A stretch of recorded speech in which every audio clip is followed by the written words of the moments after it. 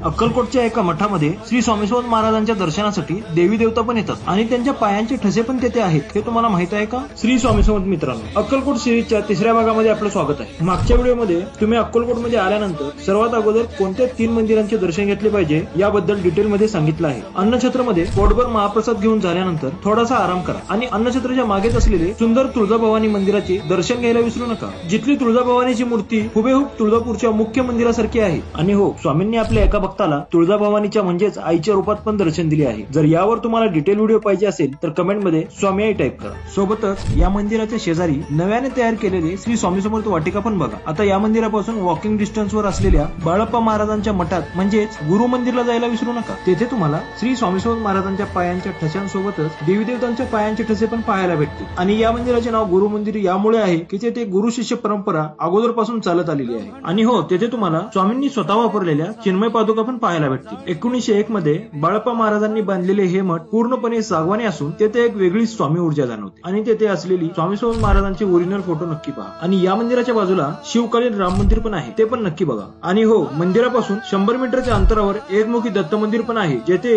श्री स्वामी समर्थ महाराज तासनतास घालवायचे। तेथे जाऊन दर्शन घ्यायला विसरू नका। तर पुढच्या भागात आपण स्वयंभू 12 ज्योतिर्लिंग आणि हक्क्याच्या मारुती मंदिराबद्दल जाणून घेणार आहोत व भिवू नकोस, मी तुझ्या पाठीशी आहे हे वाक्य महाराजांनी कोणासाठी व का वापरले हे जाणून घेणार आहोत। श्री स्वामी समर्थ महाराजांच्या सेवेपैकी स्वामी समर्थ महाराजांच्या मठामध्ये झाडून मारणे किंवा फरशी पुसून घेणे ही पण एक स्वामी सेवाच मानली जाते। आणि यावर डिटेलमध्ये व्हिडिओ पाहायचा असेल तर आपल्या मनोज शिंदे व्लॉग्स या युट्यूब चॅनलला व्हिजिट करायला विसरू नका। हा व्हिडिओ आपल्या मित्रांसोबत शेअर करा आणि असेच व्हिडिओ पाहण्यासाठी आपल्या चॅनलला फॉलो करायला विसरू नका। श्री स्वामी समर्थ।